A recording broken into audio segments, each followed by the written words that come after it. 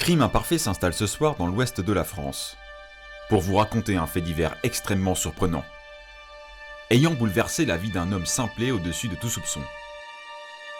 Crime Imparfait dans le Grand Ouest, c'est tout de suite.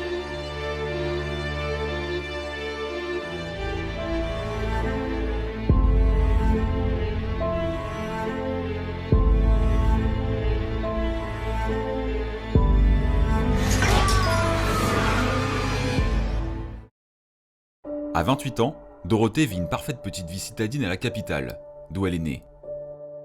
Mais en mai 2019, elle change de région. Elle part s'installer dans l'ouest de la France. Non loin de la paisible petite ville où tous les badauds et habitants racontent qu'il est fait bon vivre. Vannes.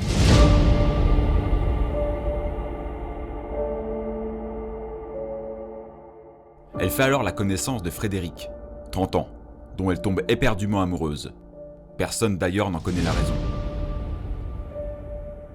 2 jours après leur premier baiser, Frédéric s'installe chez Dorothée, sans même lui demander la permission. Et 1 semaine après cela, le couple se marie. En tout petit comité, à l'abri des regards indiscrets. Alors que tout semble leur sourire, le couple bat de l'aile. 1 semaine après leur mariage, la famille et les amis de Dorothée s'inquiètent de ne plus avoir de leurs nouvelles. La police est directement appelée et envoyée au domicile de celle-ci. Mais à leur arrivée, une vision d'horreur les attend. Une scène macabre s'était produite en ces lieux. Nous avons pu retrouver les images de la caméra embarquée de l'un d'eux, ainsi que son témoignage.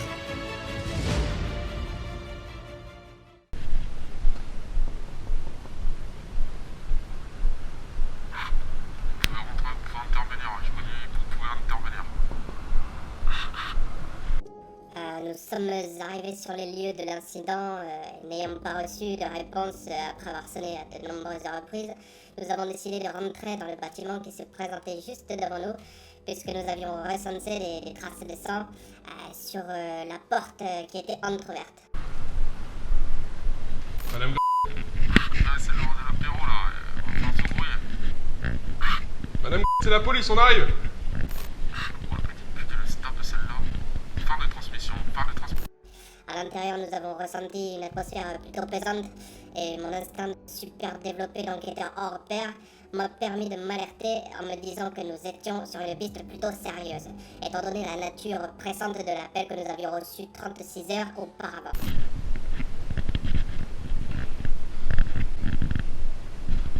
Oh putain, le chien. Il est en train de la bouffer.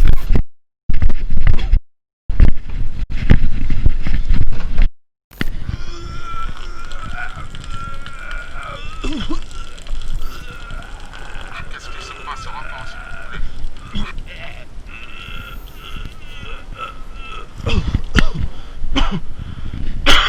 Qu'est-ce qui se passe?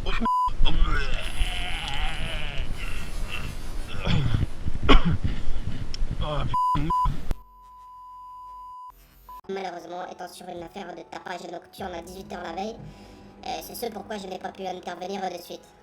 Suite à ce témoignage, pour le peu surprenant, et la violence captée par l'enregistrement de la caméra embarquée de ce brave agent de police, tous les soupçons vont naturellement se poser sur l'époux de Dorothée. Où était-il lors des faits? A-t-il eu un quelconque lien avec la mort brutale de Dorothée? Souhaitait-il sa mort? Et pour quelle raison aurait-il commis l'irréparable?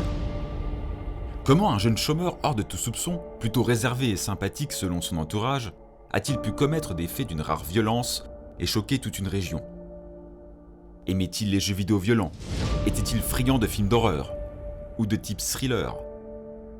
Écoutait-il du métal? Ou glorifiait-il la violence dans le gangsta rap? Voyait-il la sauce tomate dans ses pâtes comme l'allégorie de l'hémoglobine? Nous avons pu nous procurer l'enregistrement de son interrogatoire.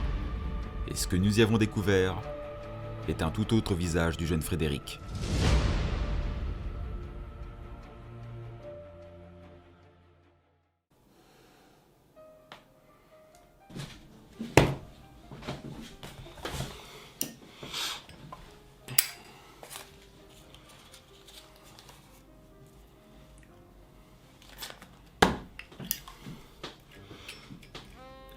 Où étiez-vous lors des faits? J'étais à la piscine. Nous avons retrouvé votre maillot de bain dans la penderie. Non, j'ai pris un short. Nous savons tous les deux que la piscine n'accepte pas les shorts. J'ai dû acheter un maillot là-bas. Ouais, c'est ça. J'ai acheté un maillot au distributeur. Nous avons pris le soin de vérifier. Le distributeur n'accepte que les cartes de crédit. Et vous n'avez aucun débit sur votre compte. Le jour du meurtre. Ah non! Excusez-moi, j'ai 2 maillots de bain. Nous n'avons pas retrouvé de second maillot de bain. Ouais, mais le truc, c'est qu'il s'est troué dans le grand toboggan. Vous savez, le bleu là qui monte et qui fait... Et j'ai dû le jeter dans une poubelle de la piscine, quoi.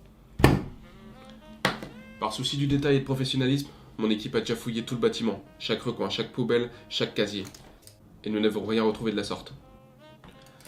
Je crois me souvenir que c'était une poubelle dans la rue, un gros conteneur bleu, ouais, c'est ça, un gros conteneur bleu.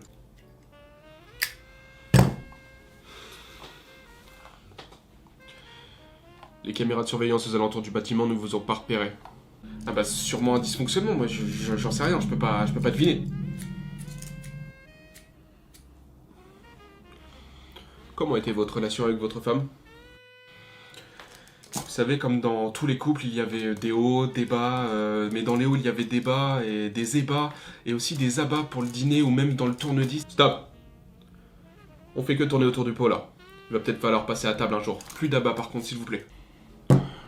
Arrêtez d'abattre vos cartes les unes après les autres et venez-en au fait.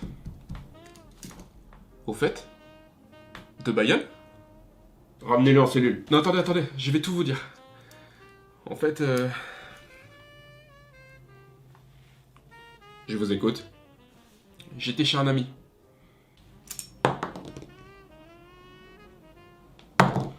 Frédéric Voyon. Nous avons plein d'éléments à charge contre vous.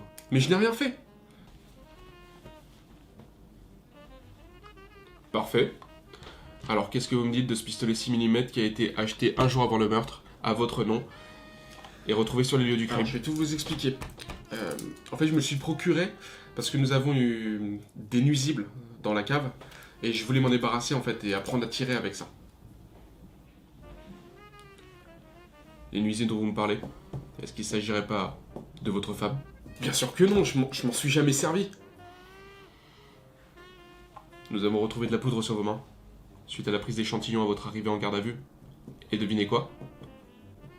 Ça vient du même type de cartouche ayant tué votre femme. Ah oui, suis-je bête, je suis désolé. Je suis allé m'en servir dans les bois quasiment au même moment du décès.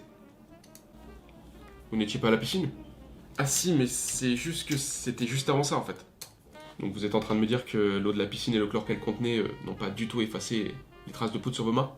Si, mais... Il faut savoir qu'à la piscine, moi j'ai une façon vraiment spécifique de nager. En fait, je nage pour me muscler les jambes, les bras en l'air comme ça. Hop, hop, hop, hop, mes petites gambettes. Arrêtez tout de suite. On sait que c'est vous. Mais... D'accord, ok. J'étais sur les lieux. Mais c'est pas moi qui ai tué Dorothée. Elle aurait dû se débattre. Comment vous expliquer qu'elle ne s'est pas débattue? Il n'y a pas de trace de... Nous avons également retrouvé cette seringue avec un reste de sédatif. Bizarrement, le même ayant été dépisté dans le sang de votre femme après l'analyse toxicologique.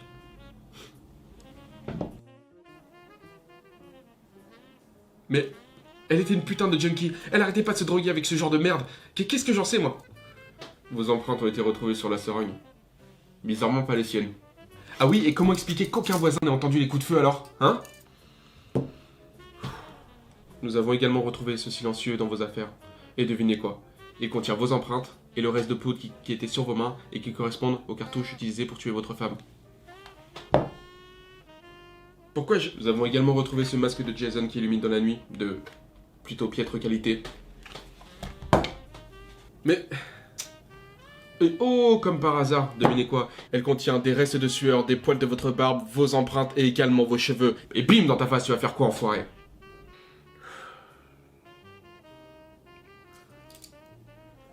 Ok.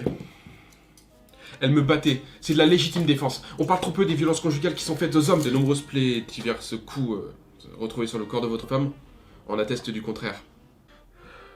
Ok. Je vais tout vous avouer. J'en ai assez, j'ai plus d'échappatoire, je vis avec ça sur le cœur depuis son décès, Je m'en veux tellement, vous savez. J'aimais cette femme. J'en peux plus de courir. Je l'aimais tellement. Tellement. Allez-y, Frédéric. Dites-nous tout. Si vous avez besoin de soutien, on sera là. Mais il faut que vous crachiez la vérité. C'était un accident. Mais putain! Vous l'aurez compris, toutes les histoires n'ont pas forcément de sens. La différence entre un crime de rage et la folie est très minime. Pour le moment, la famille et les proches de Dorothée ne savent toujours pas pourquoi Frédéric, purgeant une peine de 20 ans en centre pénitentiaire de Vannes, a ôté la vie d'une si jolie jeune femme, pleine de vie. Une fille, une sœur, une amie. C'est ainsi que s'achève notre émission de Crime Imparfait. N'oubliez pas de vous abonner, de liker, de commenter et de valider cette enquête par un pouce bleu.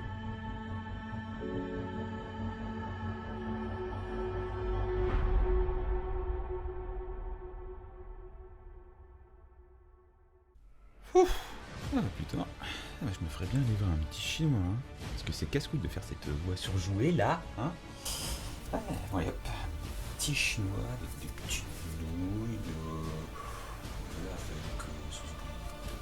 ah tiens, du porc au caramel, c'est pas mal, c'est du porc au caramel, pas mal ça, tiens. J'espère qu'il y aura des fourchettes, hein, sur les baguettes.